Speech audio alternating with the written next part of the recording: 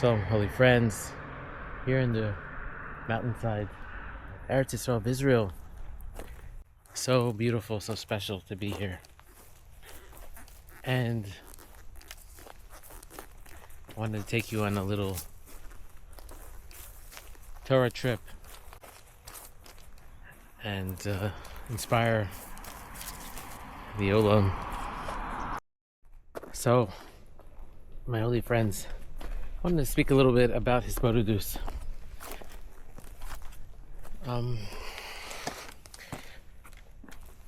Rabbi Nachman saw that people were disconnecting from Hashem and not feeling connected in their prayers. So he created a method called Hisbodedus, which is different from regular meditation. Regular meditation is something like we have in this book.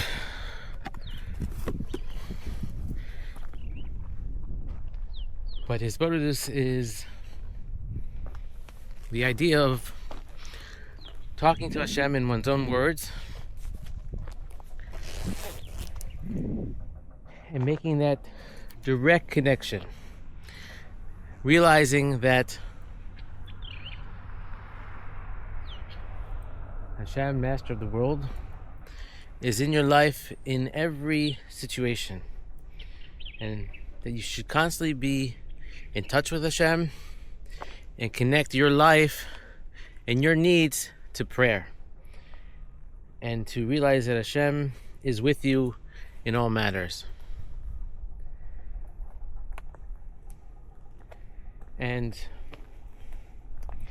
he recommends that you should do the Hisbodedus out in the fields, as we see here. And he says this is the best place to do this meditation and connect to God. He says to go to a place where no one goes, and even into the fields where the grass, which has, according to Kabbalah and the Zohar, a malach in charge of it, telling it to grow. It's like the physical body of the angels, the grasses. And they will join in you in your prayers and help elevate your prayers to come close to God. So this is the idea of Rabbi Nachman. To ask for your needs, everything. Don't skip anything. Everything that you need, you speak to God about. Every difficulty. And he goes on to tell us that the Great Assembly organized the 18 chapters in the Shemona Esrei. They knew exactly what we needed, because the generation, as Rabbi Nachman explains, they weren't able to do their own self-composed prayers. So they needed to have an organized composition of prayers that they would consistently know what to speak about. Of course, the Great Assembly didn't create the three prayers. We have Abraham, Avram, Shachris, the morning prayer. Yitzchak, who went out into the Sada, into the fields, like we are here, which should also explain to you why Rabbi Nachman said it's important to go out into the fields to be inspired, be alone with Hashem. Yitzchak made the Mincha afternoon prayer. And Marav, which is the Rabbanan, is coming from Yaakov Avinu. So we have these organized prayers, and they became even more organized because people forgot how to pray. They forgot how to make that direct connection to God. So Rabbi Nachman says, let's go do Hisbodedus for an hour every single day. It's vital in your connection to Hashem. It's going to fix all of your problems. So I want to be realistic. I was a Talmud of Reb Michal Dorfman, who was one of the great Breslevers of the generation, Olav Shalom. And he used to always tell me, when I told him I was struggling with his Bododus, to go and start with a small amount, 15 minutes, and then build and build, but you have to do it every day. It's a very strong belief in the Breslev philosophy to do with Bododus. So, a person like myself, as a Bachur, began very strong in this idea of his Bododus. I used to go out into the fields in the middle of the night, which is the best time to do it, at 2 o'clock in the morning by the Catskill Mountains between Maryland and Pennsylvania.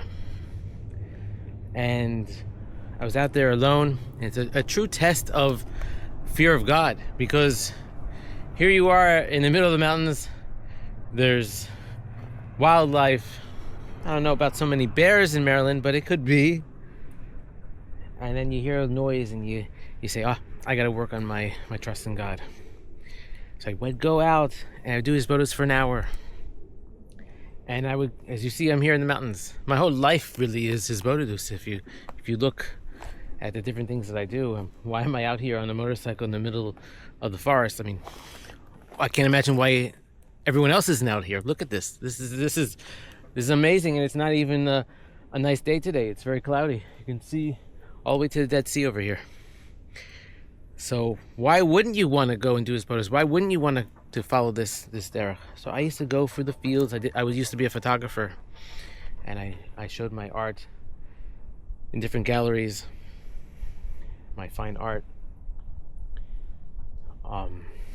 abstract nature was my medium, and I did his Bododus, and I can even say I am his Bododus in some ways. I mean, look at me, it's kind of obvious. But this whole idea of Rabbi Nachman of taking an hour out of your time and walking through the forest and talking to Hashem for an hour, over the time and over the years, I didn't find it to be very realistic. Most people I know that started with this Bododus, they stop. It's too much. And it comes back to this idea of that 15 minutes that Rev Dorfman said, maybe for our generation, that really is the goal, the 15 minutes. Maybe we can't really do anymore. Maybe that's for the old generation. And we have to be realistic. And maybe the goal should be a maximum of 15 minutes. Because honestly, over the years, that's what I've kind of concluded for myself, that 15 minutes was enough. Because the whole idea of his Bododus is to be bottled, to nullify yourself, your pride, your ego, and to connect to God, and to realize that God is in your life in every single matter. And once you have this understanding, you don't really need the hour of his Bododus anymore, because you've come to the conclusion and you've come to where you need to be through his Bododus. So I'm not denouncing his Bododus, but I had a conversation with a rabbi who said to me, realistically, tell me about your meditation. Tell me about his Bododus and what do you realistically do? And then I realized when I was talking to him, I'm not really open about this, because I teach. I was the first person to ever teach his Bododus on the internet, and to make a video on it in the 90s. I was the first one there teaching Kiruv. It was a place to be. ilovetorah.com was the place to be. It was one of the only places to be. It was just me and Chabad doing outreach, and a few small people like myself who were just starting out. Not right now where you have hundreds of rabbis to choose from. I was it. There wasn't anyone who surfed the web, put in the word Torah or Judaism, that didn't find my material. And hopefully a lot of people were inspired. But back to the point. So I am I have even a chapter in my books about Hisbodedus. So I am pro Hisbodedus.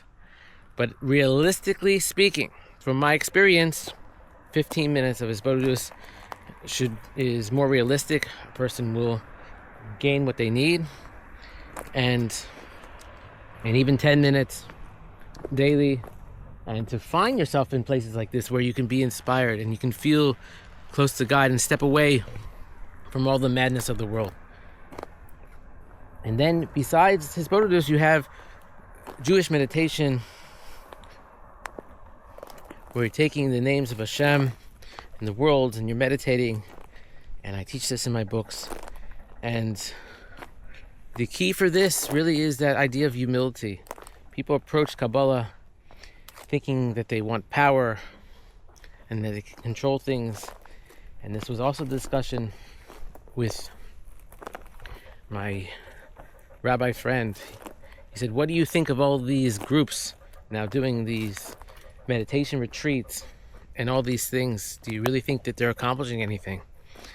And I told him my opinion, and that is that they think they're accomplishing things. They think, and maybe that's okay that they think that at least they're stopping what they're doing in their life to take some time out. But are they accomplishing something Kabbalistically in these groups? A regular person is going to climb the Olamos, the chariot, and see the upper worlds. Everyone sees what their understanding and what their knowledge of through Torah learning and through Cheskel's vision, all the different little peaks that we get through the prophets. And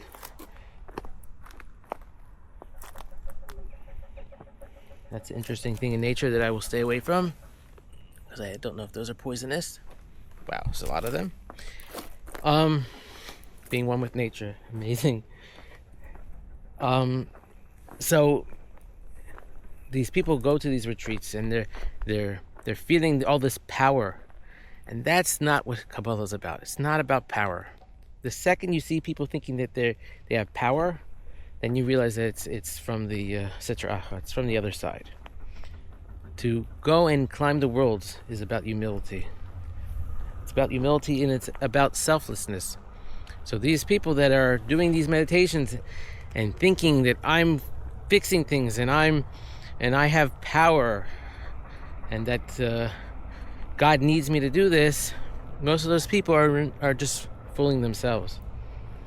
And okay, I'm not saying they're horrible people or that there's something it might be more productive than other things they could be doing, but they're not accomplishing what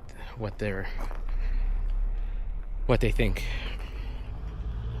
because they don't have the humility.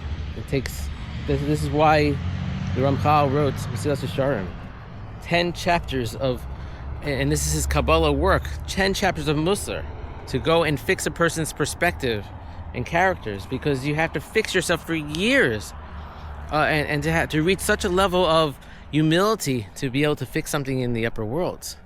And of course it can be done, but the retreats and all these get-togethers and these new rabbis on the scene preaching this great meditations, and people feeling things, and I flew for the worlds and I felt this and I felt that. I mean, come on. First is humility. You know you're not a humble person. So and you have pride, and you're thinking that you're so important. No. Meditation and Kabbalah is about. It's not about what I see. It's not about me trying to get a vision. It's not about me trying to feel something inside myself. It's about giving to the worlds, giving to the Jewish people, elevating the Shekhinah, and Holy One, blessed be He. This is what it's about. It's not about you. And that's where there's a fine line between regular people meditating in Kabbalah and real Kabbalists. So you have my books that teach more of an authentic way of meditating on the world and finding yourself And my first book, in my main book in Kabbalah, Hasidus Kabbalah Meditation, there's chapter after chapter about learning humility and being batal, being static, meaning that if someone angers you or someone praises you, it feels the same to you because you have reached a level of nullification, that something that's sweet or something that's bitter doesn't affect you. That's the level you need to be at, where you feel something, and that feeling is doing something on the spiritually in the upper worlds. It's not about feeling, it's not about you, it's about Hashem, it's about the Shekhinah and elevating the sparks. So back to where we started, Hisbodedus is important. You should speak to Hashem, you should come out into these places where I am. Maybe don't get a motorcycle, it's too dangerous. But find yourself in these places where you can be alone with Hashem and then reflect that God is in your life in every moment. That is the point of Hisbodedus. That is the point of meditation for a regular person, is to know that Hashem is everywhere in everything, and that there's no reason to worry. There's no fear.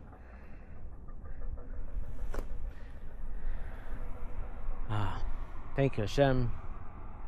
Shalom, shalom from the mountains of Eretz Israel. And we just did a Torah video. Now we'll share a little bit of the ride.